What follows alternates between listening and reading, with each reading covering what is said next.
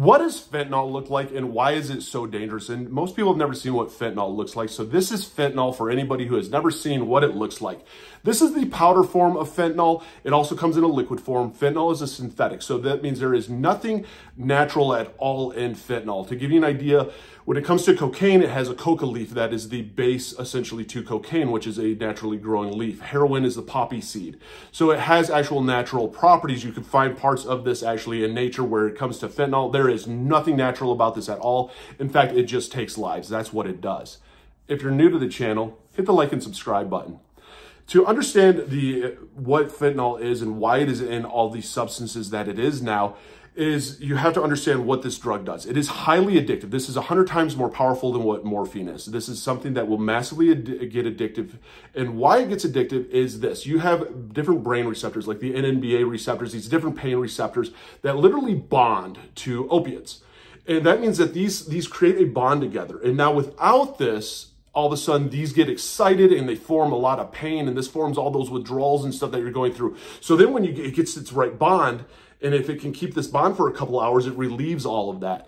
That's how you get addicted to opiates, to all this stuff out there, morphine, fentanyl even. So fentanyl is put into, originally it was first found more into heroin. Heroin is something that's heavily cut. It's very cheap on the street. Fentanyl, believe it or not, is actually super cheap to make. In fact, they make a lot of it now in Mexico. When you do your research on this, it used to be from China. A lot of it's now in Mexico. Comes over the border, and now it is pretty much found in everything. So it was put into heroin because it would cut heroin and make it go a heck of a lot further.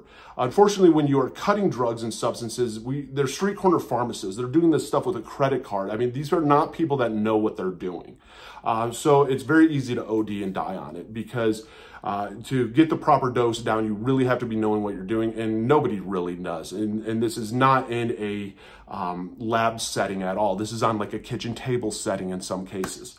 It's also now, though, found in a lot of other substances out there, such as Molly, all the black market pills, even the benzo black market pills, like Xanax and stuff, because of what fentanyl makes you feel. One, fentanyl is kind of that downer. It makes you feel good. It relaxes you, all of that, but it is so addictive. And that's the problem with it, is how addictive it is. It's now bonded to you, that a lot of people don't realize. If you do a line of cocaine and it has fentanyl in it, you're going to be more addicted. Your brain is going to register that this cocaine is different than other cocaine out there, and now you are craving it, and now you're buying more cocaine, essentially, is what the thought process is. You're going to be spending more money on cocaine. Well, the problem is you're probably going to OD and die on it. So it is cut into a lot of these different substances out there to make them just more addictive. It's not to add weight or anything. It's to make it more addictive so that you're buying essentially more. Business concept, it makes sense. I mean, it is the drug market, so there isn't really ethics when it comes to that. But also the fact of is this is something that's so powerful, it's killing people. And the death rate on this and what it's doing to people is it's literally taking somebody that has never really tried a drug before, getting them hooked in the matter of days, to the point that they're obsessed with it, to that they're broke, to the fact that they've OD'd on it. It's one of the scariest substances there is out there. There is a massive pandemic when it comes to this, because it has entered into the U.S. in so many different forms. It's used in so many different things. Even though it essentially gives the same effect in a lot of ways, the substances that it's put into is to literally just get people addicted. And that's what makes it so scary. And again, I share from just my experience. My drug of choice was alcohol and cocaine.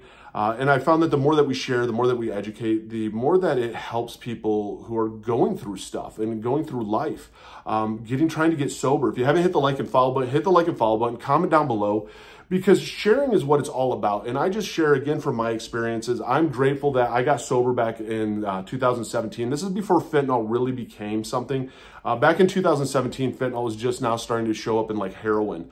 This wasn't something that was starting to hit all the other different street drugs out there, where now there's nothing safe. I mean, now it's such a just Russian roulette game that you don't know what is cut into something. That is the danger behind it. And again, the more that we share, the more that we understand. Maybe it helps a family member out there understand addiction a little bit better. Maybe it helps a family member out there realize that their family member is an addict, and to set healthy boundaries and to be able to say no. And who knows, maybe even for the addict out there, they're looking at that going, you know what, maybe this is just my sign that I need to get sober.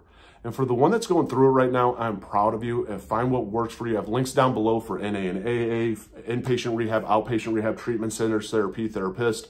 Find what works for you, because there is no right or wrong way to get sober. It's your way to get sober. So don't give up, keep fighting, and yes, it will get better. I believe in you.